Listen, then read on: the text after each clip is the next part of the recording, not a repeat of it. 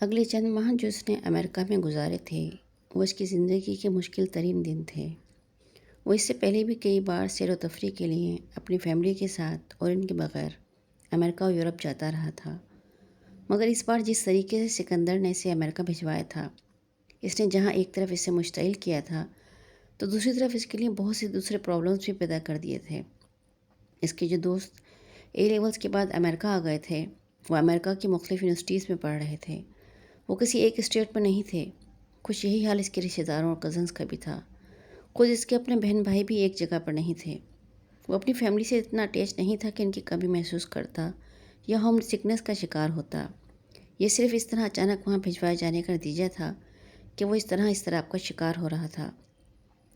کامران سارا دن یونیورسٹی میں ہوتا اور اگر وہ گھر آتا بھی تو اپنی اسٹڈیز سے مصروف ہو جاتا۔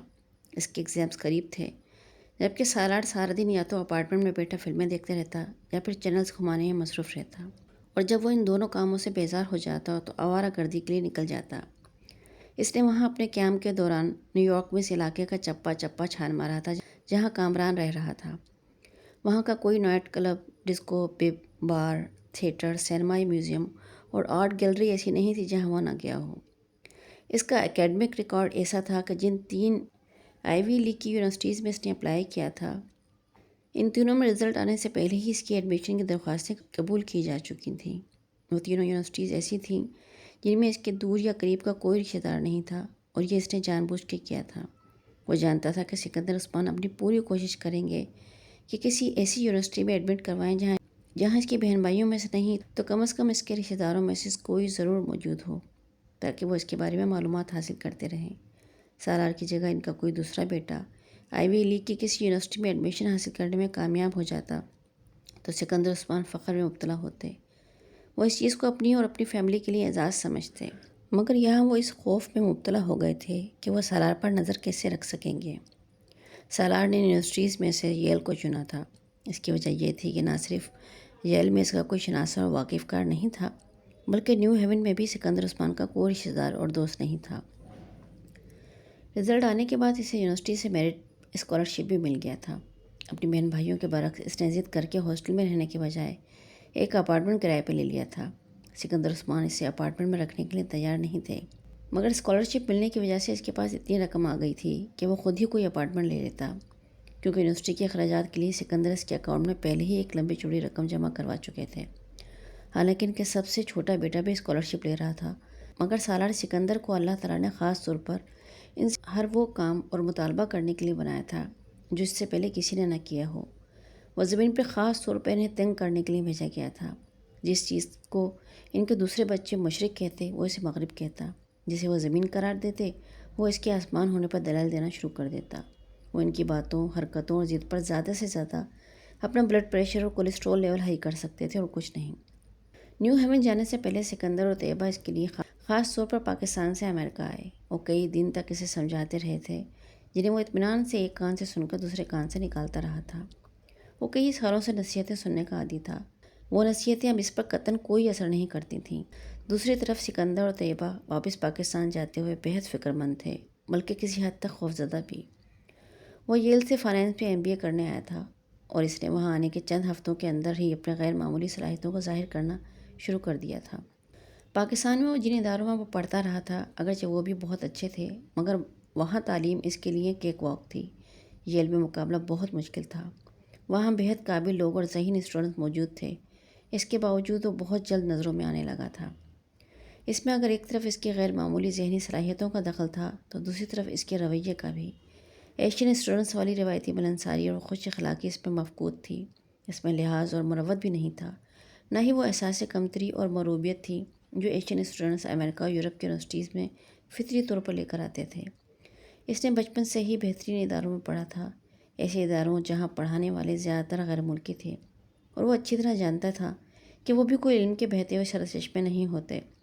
وہ یہ بھی جانتا تھا کہ ییل نے اسے اسکالرشپ دے کر اس پر کوئی احسان نہیں کیا۔ وہ اگر باقی دونوں یونیورسٹیز میں سے کسی کا انتخاب کرتا تو اسکالرشپ اسے وہاں سے بھی مل جاتا، اور اگر ایسا نہ بھی ہوتا تب بھی اسے معلوم تھا کہ اس کے ماں باپ کے پاس اتنا پیسہ تھا کہ وہ جہاں چاہتا ایڈمیشن لے سکتا تھا۔ اگر اپنے فیملی بیک گراؤنڈ، اسٹیٹس اور قابلیت کا ذوق نہ ہوتا تب بھی سالار سکندر اس قدر تلخ اور الگ تھلگ قسم کے نیچر رکھتا تھا کہ کسی کو اپنی خوش اخلاقی کے جھوٹے مظاہرے سے متاثر نہیں کر سکتا تھا۔ رہی صحیح کسر اس کے IQ لیول نے پوری کر دی تھی۔ شروع کے چند ہفتوں میں ہی اس نے اپنے پروفیسر اور کلاس فیلوز کی توجہ اپنی طرف مبذول کرا لی تھی، اور یہ بھی پہلی بار نہیں ہوا تھا۔ وہ بچپن سے تعلیمی اداروں میں اسی قسم کی توجہ حاصل کیا کرتا تھا۔ وہ ایسا اسٹوڈنٹ نہیں تھا جو فضول باتوں پر بحث برائے بحث کرتا۔ اس کے سوال ہی اس طرح کے ہوتے تھے کہ اس کے اکثر پروفیسر کو فوری طور پر اس کا جواب دینے میں دشواری ہوتی۔ جواب غیر تسلی بخش بھی ہوتا تب بھی وہ یہ جتاتا نہیں تھا، صرف خاموش ہو جاتا تھا۔ مگر وہ یہ تاثر بھی نہیں دیتا تھا کہ وہ مطمئن ہو گیا ہے یا اس جواب کو تسلیم کر رہا ہے۔ وہ بحث صرف ان پروفیسر کے ساتھ کیا کرتا تھا جن کے بارے میں سے یقین ہوتا تھا کہ وہ ان سے واقعی کچھ نہ کچھ سیکھے گا، جن کے پاس صرف روایتی یا کتابی علم نہیں تھا۔ پڑھائی وہاں بھی اس کے لیے بہت مشکل نہیں تھی، نہ ہی اس کا سارا وقت پڑھائی میں گزرتا تھا۔ پہلے کی نسبت اسے کچھ زیادہ وقت دینا پڑتا تھا، مگر اس کے باوجود وہ اپنے لیے اور اپنی سرگرمیوں کے لیے بھی وقت نکال لیا کرتا تھا۔ وہ وہاں کسی ہوم سکنس کا شکار نہیں تھا کہ 24 گھنٹے پاکستان کو یاد کرتا رہتا، یا پاکستان کے ساتھ اس طرح کے عشق میں مبتلا ہوتا کہ ہر وقت اس کے کلچر کی ضرورت اور اہمیت کو محسوس کرتا۔ نہ ہی امریکہ اس کے لیے کوئی نئی اور اجنبی جگہ تھی، اس لیے اس نے وہاں موجود پاکستانیوں کو تلاش کرنے اور ان کے ساتھ روابط بڑھانے کی دانستہ طور پر کوئی کوشش نہیں کی۔ مگر وقت گزرنے کے ساتھ ساتھ خود بخود وہاں کچھ موجود پاکستانیوں سے اس کی شناسائی ہو گئی۔ یونیورسٹی کی دوسری بہت سی سوسائٹیز، ایسوسیشنز اور کلبز میں اس کی دلچسپی تھی، اور اس کے پاس ان کی ممبرشپ بھی تھی۔ پڑھائی سے فارغ ہونے کے بعد وہ اپنا زیادہ تر وقت بیکار پھرنے میں ضائع کرتا تھا، خاص طور پر weekend, cinema, clubs, discos, theatres. اس کی زندگی ان چاروں کے درمیان تقسیم شدہ تھی۔ ہر نئی فلم، ہر نیا اسٹیج پلے، ہر نیا کنسرٹ اور کوئی بھی نئی انسٹرومنٹل پرفارمنس وہ نہیں چھوڑتا تھا، یا پھر ہر نیا چھوٹا بڑا ریسٹورنٹ، مہنگے سے مہنگا اور سستے سے سستا۔ اسے ہر ایک کے بارے میں مکمل معلومات تھی، اور اس سب کے درمیان وہ ایڈونچر اس کے ذہن پہ اب تک تھا جس کی وجہ سے وہ امریکہ میں موجود تھا۔ سکندر کو اس کے نکاح کا کب پتہ چلا اور کیسے پتہ چلا، سالار نے جاننے کی کوشش نہیں کی، مگر وہ اندازہ کر سکتا تھا کہ سکندر عثمان کو اس کے بارے میں کیسے پتہ چلا ہوگا۔ یہ حسن یا ناصر نہیں تھے جنہوں نے سکندر عثمان کو سالار اور امامہ کے بارے میں بتایا ہوگا۔ وہ ان کی طرف سے مطمئن تھا۔ یہ خود امامہ ہی ہوگی جس نے اس سے فون پہ بات کرنے کے بارے سوچا ہوگا کہ اس کے بجائے سکندر عثمان سے ساری بات کی جائے، اور اس نے یقیناً ایسا ہی کیا ہوگا، اس لیے اس نے دوبارہ سالار سے رابطہ نہیں کیا۔ سکندر نے اس سے رابطہ کرنے کے بعد ہی اس کے کمرے کی تلاشی لے کے وہ نکاح نامہ برآمد کر لیا تھا۔ مگر یہ سب کب ہوا تھا؟ یہ وہ سوال تھا جس کا جواب وہ نہیں ڈھونڈ پا رہا تھا۔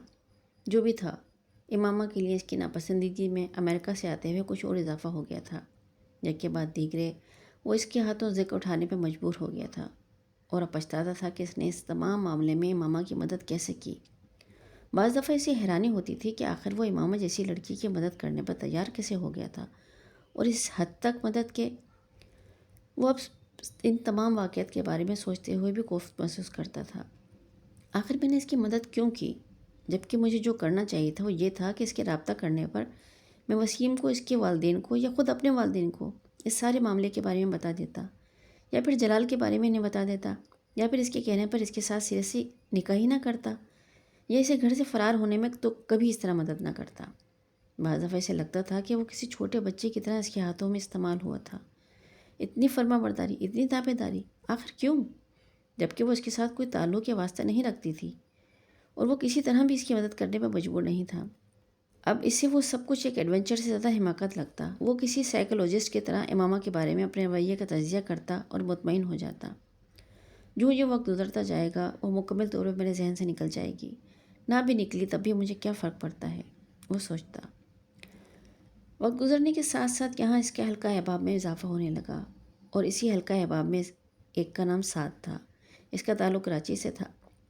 سالار کی طرح وہ بھی امیر کبیر گھرانے سے تعلق رکھتا تھا، مگر سالار کے برعکس اس کا گھرانہ خاصا مذہبی تھا۔ یہ سالار کا اندازہ تھا۔ سعد کی حصہ مذہب بہت اچھی تھی، اور وہ بہت ہینڈسم بھی تھا۔ نیو ہیون میں اس کے ایک امریکی دوست کے توسط سے اس کی ملاقات سعد سے ہوئی، اور اس کی طرف دوستی میں پہل کرنے والا سعد ہی تھا۔ سالار نے اس کی دوستی قبول کرنے میں قدرے تعامل کیا، کیونکہ اسے یوں لگتا تھا جیسے سعد اور اس کے درمیان کچھ بھی مشترک نہیں ہے۔ سعد وہاں سے MPhil کر رہا تھا۔ سالار کے برعکس وہ پڑھائی کے ساتھ جاب بھی کرتا تھا۔ اس کا حلیہ اس کے مذہب سے جذباتی وابستگی بتانے کے لیے کافی تھا۔ اس نے داڑھی رکھی ہوئی تھی اور مذہب کے بارے میں اس کا علم بہت زیادہ تھا۔ سالار نے زندگی میں پہلی مرتبہ کسی ایسے شخص سے دوستی کی تھی جو مذہبی تھا۔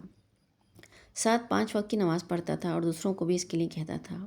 وہ مختلف آرگنائزیشنز اور کلبز میں بھی بہت ایکٹیو تھا۔ سالار کے برعکس امریکہ میں اس کا کوئی قریبی رشتہ دار نہیں تھا۔ وہ صرف ایک دور کے چچا تھے جو کسی دوسری اسٹیٹ میں رہتے تھے۔ شاید اسی لیے اپنی تنہائی کو دور کرنے کے لیے وہ بہت زیادہ سوشل تھا۔ سالار کے برعکس وہ اپنے بہن بھائیوں میں سب سے چھوٹا تھا اور شاید یہ لاڈ پیار ہی تھا جس نے اس کے والدین کو اسے اتنی دور تعلیم کے لیے بھیج دیا تھا، ورنہ اس کے دونوں بھائی سعد کے والد کے ساتھ گریجویشن کے بعد بزنس میں شریک ہو گئے تھے۔ وہ بھی ایک اپارٹمنٹ کرائے پہ لے کر رہتا تھا، مگر اس کے ساتھ اس اپارٹمنٹ میں 4 اور لوگ بھی رہتے تھے۔ ان 4 میں سے 2 عرب اور ایک بنگلہ دیشی کے علاوہ ایک اور پاکستانی تھا، اور وہ تمام اسٹوڈنٹس تھے۔ سعد پہلی ہی ملاقات میں سالار سے بہت بے تکلف ہو گیا تھا۔ سالار کے امریکی دوست جیف نے جب سعد کو سالار کی اکیڈمک کامیابیوں کے بارے میں بتایا تو ہر ایک کی طرح سعد بھی متاثر ہوئے بغیر نہیں رہ سکا۔ سالار کو سعد کا چہرہ دیکھ کر اور خاص طور پر اس کی داڑھی دیکھ کر ہمیشہ جلال کا خیال آتا۔ داڑھی کی وجہ سے دونوں میں عجیب سی مماثلت اور مشابہت نظر آتی تھی۔ کئی بار دوسرے دوستوں کے علاوہ سعد بھی ویکینڈ پر اس کے ساتھ ہوتا۔ تم مسلمان ہو مگر مذہب کی سرے سے پابندی نہیں کرتے، سعد نے ایک دفعہ سالار سے کہا تھا۔ اور تم ضرورت سے زیادہ مذہبی ہو، سالار نے جواباً کہا۔ کیا مطلب؟ مطلب یہ کہ جس طرح تم 5 وقت کی نمازیں پڑھتے ہو اور ہر وقت اسلام کی بات کرتے ہو، یہ کچھ اوور ایکٹنگ ٹائپ چیز ہو جاتی ہے، سالار نے بڑی صاف گوئی سے کہا۔ تم تھکتے نہیں ہو ہر وقت نمازیں پڑھ کر؟ یہ فرض ہے، اسے ہمیں حکم دیا گیا ہے کہ ہم اس کی عبادت کریں، اسے ہر وقت یاد رکھیں، سعد نے زور دیتے ہوئے کہا۔ سالار نے ایک جمائی لی۔ تم بھی عبادت کیا کرو، آخر تم بھی مسلمان ہو، سعد نے اس سے کہا۔ میں جانتا ہوں، اور عبادت نہ کرنے سے کیا میں مسلمان نہیں رہوں گا؟ اس نے کچھ تیکھے لہجے میں سعد سے کہا۔ صرف نام کا مسلمان بن کر زندگی گزارنا چاہتے ہو تم؟ سعد پلیز اس قسم کے فضول ٹاپک پہ بات مت کیا کرو۔ میں جانتا ہوں تمہیں مذہب میں دلچسپی ہے مگر مجھے نہیں ہے۔ بہتر ہے کہ ہم ایک دوسرے کی رائے اور جذبات کا خیال رکھیں اور ایک دوسرے پہ کچھ بھی ٹھوسنے کی کوشش نہ کریں۔ جسے میں تم سے یہ نہیں کہہ رہا کہ تم نماز چھوڑ دو، اسی طرح تم بھی مجھ سے یہ نہ کہو کہ میں نماز پڑھوں، سالار نے انتہائی صاف گوئی سے کہا تو سعد خاموش ہو گیا۔ مگر کچھ دنوں بعد ایک دن وہ اس کے اپارٹمنٹ پر آیا۔ سالار اس کی تواضع کے لیے کچھ لانے کے لیے کچن میں گیا تو سعد بھی اس کے پیچھے ہی آ گیا۔ اس نے باتوں کے درمیان فریج کھول لیا اور اس میں سے موجود کھانے کی چیزوں پر نظر دوڑانے لگا۔ سالار پچھلی رات ایک فاسٹ فوڈ آؤٹ لیٹ سے اپنا پسندیدہ برگر لے کر آیا تھا، وہ فریج میں رکھا تھا۔ سعد نے اس سے نکال لیا۔ اسے رکھ دو، یہ تم نہ کھانا، سالار نے جلدی سے کہا۔ کیوں؟ سعد نے مائکرو ویو کی طرف جاتے ہوئے پوچھا۔ اس میں پورک، سور کا گوشت ہے، سالار نے لاپرواہی سے کہا۔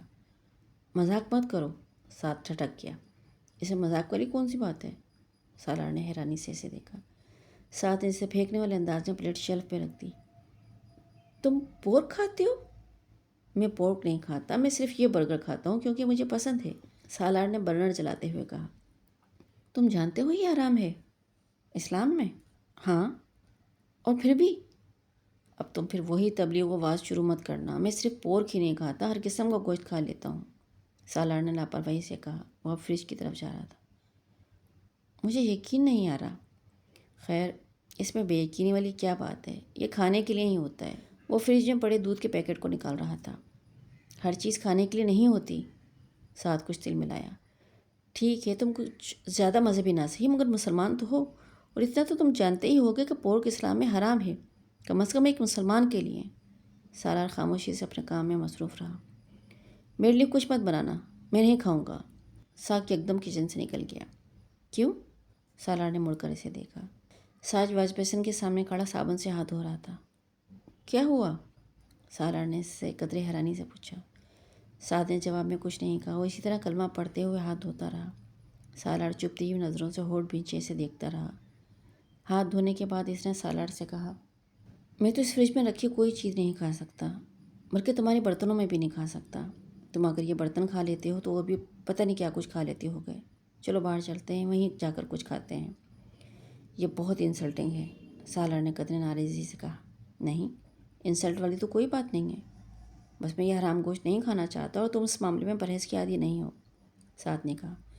میں نے تمہیں یہ گوشت کھلانے کی کوشش نہیں کی، تم نہیں کھاتے اسی لیے میں نے وہ برگر پکڑتے ہی تمہیں منع کر دیا، سالار نے کہا۔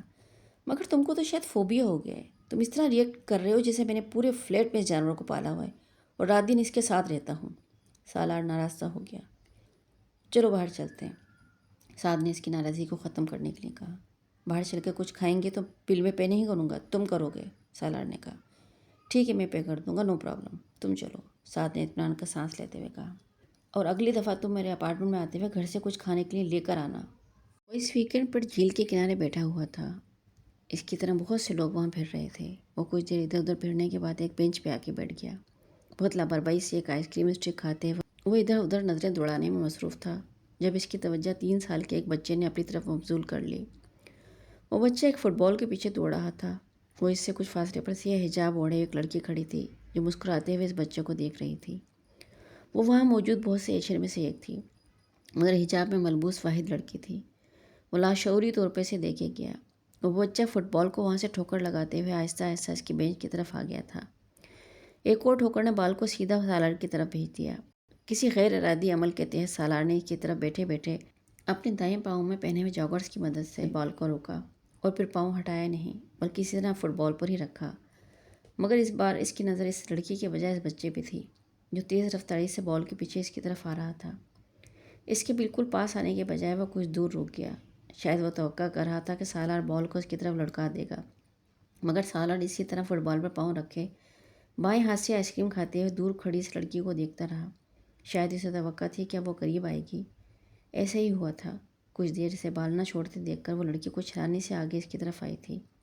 یہ فٹ بال چھوڑ دیں، اس نے قریب آ کر بڑی شائستگی سے کہا۔ سالار چند لمحے سے دیکھتا رہا، پھر اس نے فٹ بال سے اپنا پاؤں اٹھایا اور وہیں بیٹھے بیٹھے فٹ بال کو ایک زوردار کک لگائی۔ فٹ بال اڑتے ہوئے بہت دور جا گری۔ کک لگانے کے بعد اتنے اطمینان سے لڑکی کو دیکھا جو اس کا چہرہ اب سرخ ہو رہا تھا، جبکہ وہ بچہ ایک بار پھر فٹ بال کی طرف بھاگتا جا رہا تھا جو اب کہیں نظر نہیں آ رہی تھی۔ اس لڑکی نے زیر لب اس سے کچھ کہا اور پھر واپس مڑ گئی۔ سالار اس کے منہ سے نکلنے والے الفاظ کو سن نہیں سکا تھا، مگر کہ سرخ چہرے اور تاثرات سے یہ اندازہ بخوبی لگا سکتا تھا وہ کوئی خوشگوار الفاظ نہیں تھے۔ اسے اپنی حرکت پہ شرمندگی بھی ہوئی، مگر جلد ہی اندازہ ہو گیا کہ اس نے حرکت کیوں کی تھی، کیونکہ وہ لڑکی امامہ سے مشابہت رکھتی تھی۔ وہ لمبے سے سیاہ کوٹ میں سیاہ حجاب اوڑھے ہوئے تھی، دراز قد اور بہت دبلی پتلی تھی۔ وہ بالکل امامہ کی طرح تھی۔ اس کی سفید رنگت سی آنکھیں بھی اسی امامہ جیسی ہی محسوس ہو رہی تھیں۔ امامہ بہت لمبی چوڑی چادر میں خود کو چھپائے رکھتی تھی۔ وہ حجاب نہیں لیتی تھی، مگر اس کے باوجود اس وقت اس لڑکی کو دیکھتے ہوئے اسے اسی کا خیال آیا تھا۔ لاشعوری طور پہ اس نے وہ نہیں کیا جو وہ لڑکی چاہتی تھی۔ شاید اس سے کسی حد تک یہ تسکین ہوئی تھی کہ اس نے امامہ کی بات نہیں مانی، مگر وہ امامہ نہیں تھی۔ آخر کیا ہو رہا ہے مجھے؟ اس طرح تو اس نے حیران ہوتے ہوئے سوچا۔ وہ جیب میں سے ایک سگریٹ نکال کر سلگانے لگا۔ سگریٹ کے کش لیتے ہوئے ایک بار پھر وہ اس لڑکی کو دیکھنے لگا جو اپنے بچے کو فٹ بال کے ساتھ کھیلتے دیکھ کے مسکرا رہی تھی۔ سالار اسے دیکھ رہا تھا، اس کے علاوہ ہر شے سے بے نیاز نظر آ رہا تھا۔ اس رات وہ کافی دیر تک امامہ کے بارے میں سوچتا رہا، اس کی اور جلال انصر کے بارے میں۔ اسے یقین تھا اب تک وہ دونوں شادی کر چکے ہوں گے، کیونکہ اپنا نکاح نامہ سکندر سے حاصل کرنے کے بعد وہ یہ جان چکی ہوگی کہ طلاق کا حق پہلے ہی اس کے پاس تھا۔ اسے اس سلسلے میں سالار کی مدد کی ضرورت نہیں تھی۔ یہ جاننے کے باوجود کہ جلال انصر اس کے کہنے پر بھی امامہ سے شادی پر تیار نہیں ہوا تھا، اسے پھر بھی نہ جانے کیوں یہ یقین تھا کہ جلال انصر ایک بار پھر امامہ کے پاس پہنچ جانے پر اسے انکار نہیں کر سکا ہوگا، اس کی منت سماجت میں وہ مان گیا ہوگا۔ امامہ اس کے مقابلے میں بہت خوبصورت تھی اور امامہ کا خاندان ملک کے طاقتور ترین خاندانوں میں سے ایک تھا۔ کوئی احمق ہی ہوگا جو جلال انصر جیسی حیثیت رکھتے ہوئے امامہ کو سونے کی چڑیا نہ سمجھتا ہو، یا پھر ہو سکتا ہے وہ واقعی امامہ کی محبت میں مبتلا ہو۔ جو بھی تھا، اسے یقین تھا کہ وہ دونوں شادی کر چکے ہوں گے۔ وہ پتہ نہیں کس طرح ہاشم مبین کی آنکھوں میں دھول جھونک کر چھپنے میں کامیاب ہوئے ہوں گے۔ یہ بھی ممکن ہے کہ ہاشم مبین نے اب تک انہیں ڈھونڈ نکالا ہو۔ مجھے پتہ تو کرنا چاہیے اس کے بارے میں، اس نے سوچا۔ پھر اگلے ہی لمحے خود کو جھڑکا۔ فار گاڈ سیک سالار، دفع کرو اسے، جانے دو، کیوں خواہ اس کے پیچھے پڑے ہو؟ جان کر آخر کیا مل جائے گا کہ ہاشم مبین اس تک پہنچے ہیں یا نہیں؟ اس نے بے اختیار خود کو جھڑکا، مگر اس کا تجسس ختم نہیں ہوا۔ واقعی میں نے یہاں آنے کے بعد یہ جاننے کی کوشش کیوں نہیں کی کہ ہاشم مبین اب تک اس تک پہنچے یا نہیں؟ اسے حیرانی ہوئی۔ میرا نام وینس ایڈورڈ ہے۔ وہ لڑکی اس کی طرف اپنا ہاتھ بڑھائے ہوئی تھی۔ وہ اس وقت لائبریری بک شیلف سے کتاب نکال رہا تھا جب وہ اس کے قریب آئی تھی۔ سالار سکندر، اس نے وینس سے ہاتھ ملاتے ہوئے اپنا تعارف کروایا۔ میں جانتی ہوں، تمہیں تعارف کی ضرورت نہیں ہے، وینس نے بڑی گرمجوشی سے کہا۔ سالار نے اس سے یہ نہیں کہا کہ اسے بھی تعارف کی ضرورت نہیں تھی۔ وہ اپنی کلاس کے 50 لوگوں کو ان کے نام سے جانتا اور پہچانتا تھا۔ نہ صرف یہ بلکہ ان کا بریف بایو ڈیٹا بھی بغیر رٹکے کسی غلطی کے بتا سکتا تھا، جیسے اس وقت وینس کو یہ بتا کے حیران کر سکتا تھا کہ وہ نیو جرسی سے آئی تھی، وہاں 2 سال ایک بیوریج کمپنی میں کام کرتی رہی تھی، اس کے پاس مارکیٹنگ میں ایک ڈگری تھی اور اب دوسری ڈگری کے لیے وہاں آئی تھی۔ وہ اس سے کم از کم 6-7 سال بڑی تھی۔ اگرچہ اپنے قد و قامت سے سالار اس سے بہت بڑا لگتا تھا، مگر وہ جانتا تھا کہ وہ اس وقت اپنے بیچ میں سب سے کم عمر تھا۔ اپنے بیچ میں صرف وہی تھا جو کسی قسم کی جاب کیے بغیر سیدھا MBA کے لیے آیا تھا۔ باقی سب کے پاس کہیں نہ کہیں کچھ سال کام کرنے کا تجربہ تھا، مگر اس وقت وینس کو یہ سب کچھ بتانا اسے خوش فہمی کا شکار کرنے کا مترادف تھا۔ اگر میں آپ کو کافی کی دعوت دوں تو، وینس نے اپنا تعارف کروانے کے بعد کہا، تو میں اسے قبول کر لوں گا۔ وہ اس کی بات پہ ہنسی۔ تو پھر چلتے ہیں، کافی پیتے ہیں۔ سالار نے کندھے اچکائے اور کتاب کو دوبارہ شیلف میں رکھ دیا۔ کیفیٹیریا میں بیٹھ کر دونوں تقریباً آدھ گھنٹے تک ایک دوسرے کے ساتھ باتیں کرتے رہے۔ یہ وینس کے ساتھ اس کی شناسائی کا آغاز تھا۔ سالار کے لیے کسی لڑکی کے ساتھ تعلقات بڑھانا کوئی مشکل کام نہیں تھا، وہ یہ کام بہت آسانی سے کر لیا کرتا تھا۔ اس بار مزید آسانی یہ تھی کہ پہل وینس کی طرف سے ہوئی تھی۔ 3-4 ملاقاتوں کے بعد اس نے ایک رات وینس کو اپنے فلیٹ میں رات گزارنے کے لیے انوائٹ کر لیا تھا اور وینس نے کسی تعامل کے بغیر اس کی دعوت قبول کر لی تھی۔ وہ دونوں یونیورسٹی کے بعد اکٹھے بہت سی جگہوں پہ پڑھتے رہے۔ سالار کے فلیٹ پر ان کی واپسی لیٹ نائٹ ہوئی تھی۔ وہ کچن میں اپنے اور اس کے لیے گلاس تیار کرنے لگا، جبکہ وینس بے تکلفی سے ادھر ادھر پھرتے ہوئے اس کے اپارٹمنٹ کا جائزہ لے رہی تھی۔ پھر وہ اس کے قریب آ کر کاؤنٹر کے سامنے کھڑی ہو گئی۔ بہت اچھا اپارٹمنٹ ہے تمہارا۔ میں سوچ رہی تھی تم اکیلے رہتے ہو تو اپارٹمنٹ کا حلیہ خاصا خراب ہوگا، مگر تم نے ہر چیز بڑے سلیقے سے رکھی ہوئی ہے۔ تم ایسے ہی رہتے ہو یا یہ اہتمام خاص میرے لیے کیا ہے؟ سالار نے ایک گلاس اس کے آگے رکھ دیا۔ میں ایسے ہی رہتا ہوں، گھرینے اور طریقے سے۔ اس نے گھونٹ بھرا اور گلاس دوبارہ کاؤنٹر پر رکھتے ہوئے وینس کے قریب چلایا۔ اس نے اس کے دونوں کندھوں پہ ہاتھ رکھ دیے۔ وینس مسکرا دی۔ سالار نے اسے کچھ اور قریب کیا، پھر ایک دم ساکت ہو گیا۔ اس کی نظریں وینس کی گردن کی زنجیر میں جھولتے اس موتی پہ پڑی تھیں جسے آج اس نے پہلی بار دیکھا تھا۔ سردی کے موسم کی وجہ سے وینس بھاری بھرکم سویٹرز اور جیکٹ پہنا کرتی تھی۔ اس نے 1-2 بار اس کے کھلے کالر سے نظر آنے والی اس چین کو دیکھا تھا، مگر اس زنجیر میں لٹکا ہوا موتی آج پہلی بار اس کی نظروں میں آیا تھا، کیونکہ آج پہلی بار وینس ایک گہرے گلے کی شرٹ میں ملبوس تھی۔ وہ اس شرٹ کے اوپر ایک سویٹر پہنے ہوئی تھی جسے اس نے سالار کے اپارٹمنٹ میں آ کے اتار دیا تھا۔ اس کے چہرے کی رنگت بدل گئی۔ ایک جھماکے کے ساتھ وہ موتی سے کہیں بہت دور، کہیں بہت پیچھے کسی اور کے پاس لے گیا تھا۔ مسا کرتے ہاتھ اور انگلیاں، ہاتھ اور کلائی، کلائی سے کوہنی تک کا سفر کرتی انگلیاں، آنکھوں سے پیشانی، پیشانی سے سفید چادر کے نیچے سیاہ بالوں پہ پھسلتے ہوئے ہاتھ۔ امامہ کی گردن کے گرد موجود زنجیر تنگ تھی، اس میں لٹکنے والا موتی اس کی ہنسلی کی ہڈی کے بالکل ساتھ جھولتا تھا۔ زنجیر تھوڑی سی بھی لمبی ہوتی تو اسے دیکھ نہ پاتا۔ اس رات وہ بہت تنگ گلے کی شرٹ اور سویٹر میں ملبوس تھی۔ اس موتی کو دیکھتے ہوئے کچھ دیر کے لیے مفلوج ہو گیا۔ وہ اسے کس وقت یاد آئی تھی؟ اس نے موتی سے نظریں چرانے کی کوشش کی۔ وہ اپنی رات خراب نہیں کرنا چاہتا تھا۔ اس نے وینس کو دیکھ کر دوبارہ مسکرانے کی کوشش کی۔ وہ اس سے کہہ رہی تھی، مجھے تمہاری آنکھیں بہت خوبصورت لگتی ہیں، مجھے تمہاری آنکھوں سے گھن آتی ہے۔ کسی آواز نے اسے ایک چابک مارا اور اس کے چہرے کی مسکراہٹ یکدم غائب ہو گئی۔ وینس کے وجود سے اپنے بازو ہٹاتے ہوئے چند قدم پیچھے مڑا اور کاؤنٹر پہ پڑا ہوا اپنا گلاس اٹھا لیا۔ وینس ہکا بکا اسے دیکھ رہی تھی۔ کیا ہوا؟ وہ چند قدم آگے بڑھائی اور اس کے کندھے پہ ہاتھ رکھتے ہوئے کچھ تشویش سے پوچھا۔ سالار نے کچھ کہے بغیر ایک ہی سانس میں گلاس خالی کیا۔ وینس اس کے جواب نہ دینے پہ اب کچھ الجھے ہوئے انداز میں اسے دیکھ رہی تھی۔ وینس میں اس کی دلچسپی ختم ہونے میں صرف چند منٹ لگے تھے۔ وہ نہیں جانتا اسے کیوں اس کے وجود سے الجھن ہونے لگی تھی۔ وہ پچھلے 2 گھنٹے ایک نائٹ کلب میں اس کے ساتھ ڈانس کرتا رہا تھا۔ وہ اس کے ساتھ بہت خوش تھا اور اب چند منٹوں میں سالار نے اپنے کندھے جھٹکے اور سنک کی طرف آ گیا۔ وہ اپنا گلاس دھونے لگا۔ وینس دوسرا گلاس لے کے اس کے پاس چلی آئی۔ سالار نے اس سے گلاس لے لیا۔ وہ اپنے سینے پہ دونوں بازو لپیٹے اس کے بالکل پاس کھڑی سے دیکھتی رہی۔ سالار کو اس کی نظروں سے جھنجھلاہٹ ہو رہی تھی۔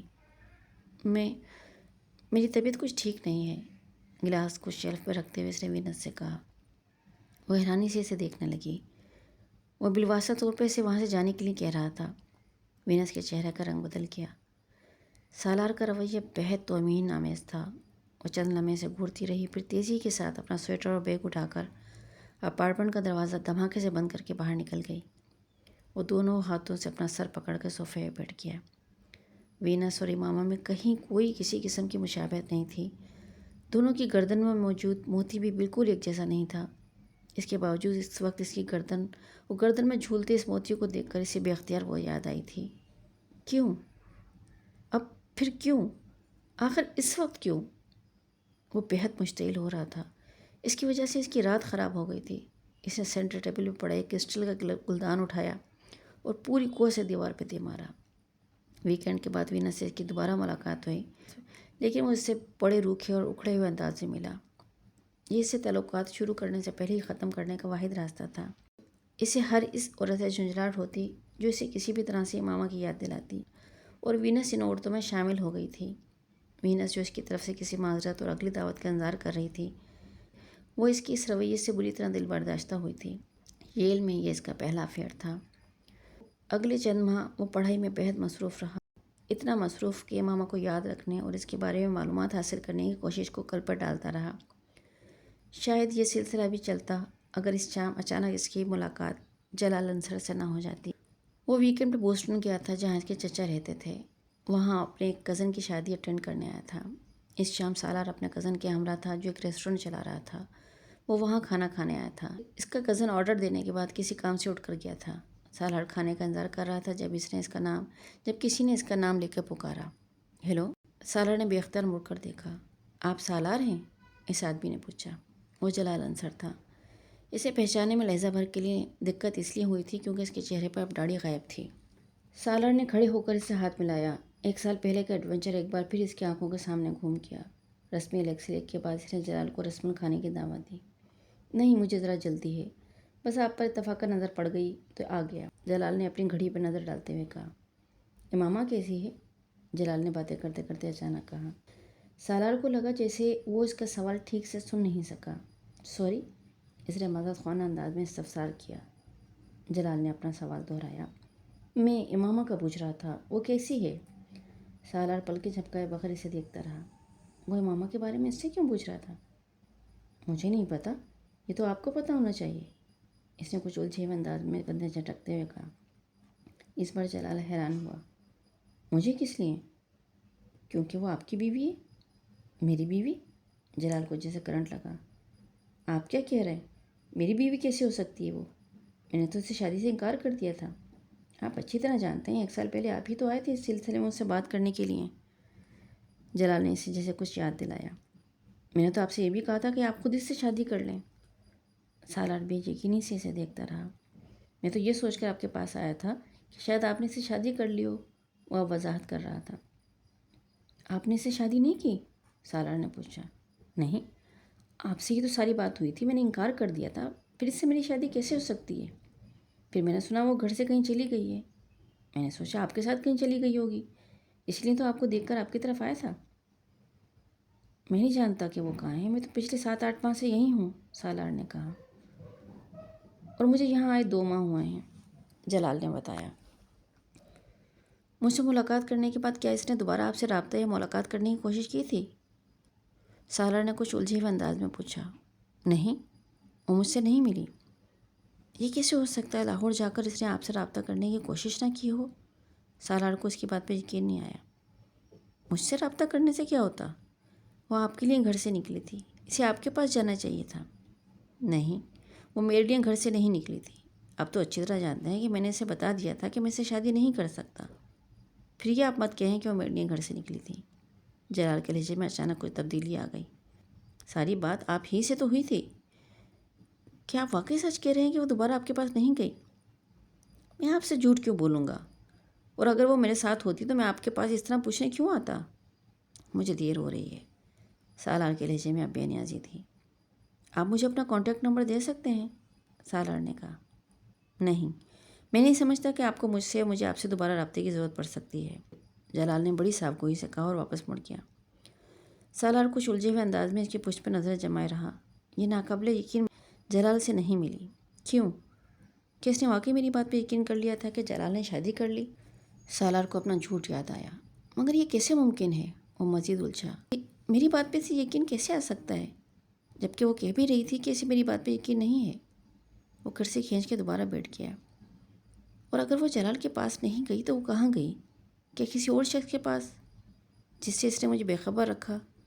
مگر یہ ممکن نہیں ہے۔ اگر کوئی اور ہوتا تو وہ مجھ سے اس سے بھی رابطہ کرنے کے لیے کہتی۔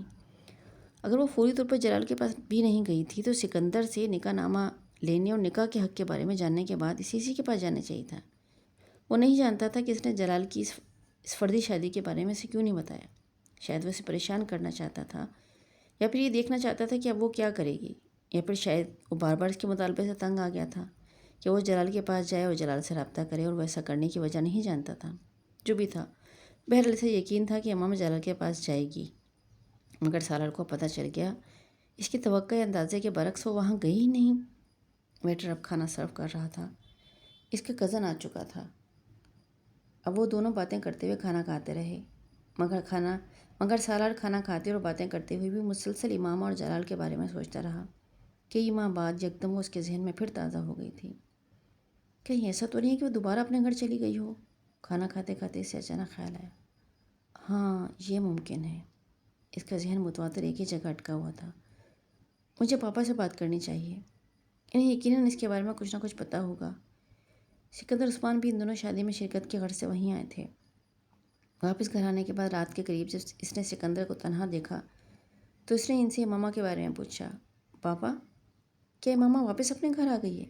اس نے کسی تمہید کے بغیر سوال کیا، اور اس کے اس سوال نے کچھ دیر کے لیے سکندر کو خاموش رکھا۔ تم کیوں پوچھ رہے ہو؟ چند لمحوں کے بعد انہوں نے درستی سے کہا، بس ایسے ہی۔ اس کے بارے میں اتنا غور و فکر کرنے کی ضرورت نہیں ہے۔ تم اپنی اسٹڈیز پہ اپنا دھیان رکھو تو بہتر ہے۔ پاپا پلیز، آپ میرے سوال کا جواب دیں۔ کیوں جواب دوں؟ تمہارے کے ساتھ کیا تعلق ہے؟ سکندر کی ناراضگی میں اضافہ ہوا۔ پاپا، اس کا ایک بوائے فرینڈ مجھے آج ملا ہے، وہی جس کے ساتھ وہ شادی کرنا چاہتی تھی۔ تو پھر یہ کہ ان دونوں نے شادی نہیں کی۔ وہ بتا رہا تھا کہ امامہ اس کے پاس گئی ہی نہیں، جبکہ میں سمجھ رہا تھا کہ وہ لاہور جانے کے بعد اسی کے پاس گئی ہوگی۔ سکندر نے اس کی بات کاٹ دی۔ وہ اس کے پاس گئی یا نہیں، اس نے اس سے شادی کی یا نہیں، یہ تمہارا مسئلہ نہیں ہے، نہ ہی تمہیں اس میں انوالو ہونے کی ضرورت ہے۔ ہاں، یہ میرا مسئلہ نہیں ہے، مگر میں جاننا چاہتا ہوں کہ کیا امامہ آپ کے پاس آئی تھی؟ آپ نے اس نے شادی کے پیپرز کیسے بھجوائے؟ میرا مطلب کس کے ذریعے؟ سالار نے کہا۔ تم سے کس نے کہا کہ اس نے مجھ سے رابطہ کیا تھا؟ وہ ان کے سوال پہ حیران ہوا۔ میں نے خود اندازہ لگایا۔ اس نے مجھ سے رابطہ نہیں کیا، اور وہ رابطہ کرتی تو میں ہاشم مبین کو اس کے بارے میں بتا دیتا۔ سالار ان کا چہرہ دیکھتا رہا۔ میں نے تمہارے کمرے کی تلاشی لی تھی، اور وہ میرے ہاتھ وہ نکاح نامہ لگ گیا۔ مگر مجھے یہاں بھجواتے ہوئے آپ نے کہا تھا کہ آپ وہ پیپرز امامہ تک بھجوا دیں گے۔ ہاں، یہ صورت میں ہوتا اگر وہ مجھ سے رابطہ کرتی، مگر اس نے رابطہ نہیں کیا۔ تمہیں یقین کیوں ہوا کہ اس نے مجھ سے ضرور رابطہ کیا ہوگا؟ اس بار سکندر نے سوال کر ڈالا۔ سالار کچھ دیر خاموش رہا، پھر اس نے کہا، پولیس کو اس کے بارے میں کچھ پتہ نہیں چلا؟ نہیں، پولیس کو پتہ چلتا تو اب تک ہاشم مبین کے گھر واپس آ چکی ہوتی، مگر پولیس ابھی بھی اس کی تلاش میں ہے، سکندر نے کہا۔ ایک بات تو طے ہے سالار کہ اب تم دوبارہ امامہ کے بارے میں کوئی تماشا نہیں کرو گے۔ وہ جہاں ہے، جس حال میں ہے، تمہیں اپنا دماغ تھکانے کی ضرورت نہیں۔ تمہارے اس کے ساتھ کوئی تعلق نہیں ہے۔ پولیس جیسے ہی اسے ڈھونڈے گی، میں وہ پیپرز ہاشم مبین تک پہنچا دوں گا تاکہ تمہاری جان ہمیشہ کے لیے سے چھوٹ جائے۔ پاپا، کیا اس نے واقعی کبھی گھر فون نہیں کیا مجھ سے بات کرنے کے لیے؟ سالار نے ان کی بات میں غور کیے بغیر کہا۔ کیا وہ تمہیں فون کیا کرتی تھی؟ وہ ان کا چہرہ دیکھنے لگا۔ گھر سے چلے جانے کے بعد اس نے صرف ایک بار فون کیا تھا، پھر میں یہاں آ گیا۔ ہو سکتا ہے اس نے دوبارہ کبھی فون کیا ہو جس کے بارے میں آپ مجھے نہیں بتا رہے۔ اس نے تمہیں فون نہیں کیا۔ اگر کرتی تو میں تمہاری اور اس کی شادی کے بارے میں بہت سے معاملات کو ختم کر دیتا، تمہاری طرف سے اسے طلاق دے دیتا۔ یہ آپ کیسے کر سکتے ہیں؟ سالار نے بہت پرسکون انداز میں کہا۔ یہاں تمہیں بھجوانے سے پہلے میں نے ایک پیپر پہ تمہارے سگنیچر لیے تھے۔ میں طلاق نامہ تیار کروا چکا ہوں، سکندر نے جتاتے ہوئے کہا۔ فیک ڈاکومنٹس، جعلی ڈاکومنٹ، سالار نے اسی انداز میں تبصرہ کیا۔ میں تو نہیں جانتا تھا کہ آپ طلاق نامہ تیار کروانے کے لیے مجھ سے سائن کروا رہے ہیں۔ تم پھر اس مصیبت کو میرے سر پہ لانا چاہتے ہو؟ سکندر کو یکدم غصہ آ گیا۔ میں نے یہ نہیں کہا کہ میں اس کے ساتھ رشتے کو قائم رکھنا چاہتا ہوں۔ میں آپ کو صرف یہ بتا رہا ہوں کہ آپ میری طرف سے رشتہ ختم نہیں کر سکتے۔ یہ میرا معاملہ ہے، میں خود ہی اسے ختم کروں گا۔ تم صرف یہ شکر کرو کہ تم اس وقت یہاں اطمینان سے بیٹھے ہو۔ ورنہ تم نے جس خاندان کو اپنے پیچھے لگا لیا ہے وہ خاندان قبر تک بھی تمہارا پیچھے نہ چھوڑتا، اور یہ بھی ممکن ہے وہ یہاں بھی تمہاری نگرانی کروا رہے ہوں، یہ انتظار کر رہے ہوں کہ تم مطمئن ہو کر دوبارہ ماما کے ساتھ رابطہ کرو اور وہ تم دونوں کے لیے کنواں تیار کر لیں۔ آپ مجھے خواہ خوف زدہ کر رہے ہیں۔ پہلی بات تو یہ ہے کہ میں ماننے پہ تیار نہیں ہوں کہ یہ امریکہ میں کوئی میری نگرانی کر رہا ہے، وہ بھی اتنا عرصہ گزر جانے کے بعد۔ اور دوسری بات یہ ہے کہ میں ماما کے ساتھ کوئی رابطہ نہیں کر رہا، کیونکہ میں واقعی نہیں جانتا وہ کہاں ہیں، پھر رابطے کا تو سوال ہی پیدا نہیں ہوتا۔ تو پھر تمہیں اس کے بارے میں اتنا کانشیس ہونے کی کیا ضرورت ہے؟ وہ جہاں بھی ہے جیسی ہی رہنے دو اسے۔ سکندر کو کچھ اطمینان ہوا۔ آپ میرے موبائل کے بل چیک کریں، وہ موبائل اسی کے پاس ہے، ہو سکتا ہے پہلے نہیں تو اب اس سے کالز کرتی ہو۔ وہ اس سے کالز نہیں کرتی، مستقل طور پہ موبائل بند ہے۔ جو چند کالز اس نے کی تھیں وہ سب میڈیکل کالج میں پڑھنے والی لڑکیوں کو ہی کی تھیں، اور پولیس پہلے ہی نے انویسٹیگیٹ کر چکی ہے۔ لاہور میں ایک لڑکی کے گھر گئی تھی، مگر وہ لڑکی پشاور میں تھی، اور اس کے واپس آنے سے پہلے ہی وہ اس کے گھر سے چلی گئی تھی۔ کہاں، یہ پولیس کو پتہ نہیں چل سکا۔ سالار چپتی ہوئی نظروں سے انہیں دیکھتا رہا، پھر اس نے کہا، آپ کو حسن نے میرے اور اس کے بارے میں بتایا تھا؟ سکندر کچھ نہیں بول سکے۔ موبائل کے ماما کے پاس ہونے کے بارے میں صرف سکندر ہی جانتا تھا۔ کم از کم یہ ایسی بات تھی جو سکندر عثمان صرف اس کے کمرے کی تلاشی لے کر نہیں جان سکتے تھے۔ اسے ان سے بات کرتے ہوئے پہلی بار اچانک حسن پہ شبہ ہوا تھا، کیونکہ سکندر عثمان کو اتنی چھوٹی چھوٹی باتوں کا پتہ تھا جو صرف اسے پتہ تھی یا پھر حسن کو، کوئی تیسرا ان سے واقف نہیں تھا۔ اس نے سکندر عثمان کو کچھ نہیں بتایا تو یقینی طور پہ حسن ہی ہو سکتا تھا جس نے انہیں ساری تفصیلات سے آگاہ کیا تھا۔ اس سے کیا فرق پڑتا ہے مجھے حسن نے بتایا یا کسی اور نے؟ یہ تو ہو نہیں سکتا کہ اس کے بارے میں مجھے پتہ نہ چلتا۔ یہ صرف میری حماقت تھی کہ میں نے ہاشم مبین کے الزامات کو سنجیدگی سے نہیں لیا اور تمہارے جھوٹ پہ یقین کر لیا۔ سالار نے کچھ نہیں کہا، اور صرف ماتھے پہ تیوریاں لیے انہیں دیکھتا اور ان کے پاس سنتا رہا۔ اب جب میں نے تمہیں اس سارے معاملے سے بچا لیا ہے، تمہیں دوبارہ ایسی حرکت نہیں کرنی چاہیے کہ جس سے سکندر عثمان نے قدر نرم لہجے میں کہنا شروع کیا، مگر اس سے پہلے کہ ان کی بات مکمل ہوتی، سالار ایک جھٹکے سے اٹھ کے کمرے سے نکل گیا۔ سکندر عثمان کے ساتھ ہونے والی اس گفتگو کے بعد وہ صحیح رات اس سارے معاملے کے بارے میں سوچتا رہا۔ پہلی بار اسے ہلکا سا افسوس اور پچھتاوا ہوا تھا۔ اسے ماما ہاشم کو اس کے کہنے پر فوراً طلاق دے دینی چاہیے تھی، پھر شاید وہ جلال کے پاس چلی جاتی اور پھر وہ دونوں شادی کر لیتے۔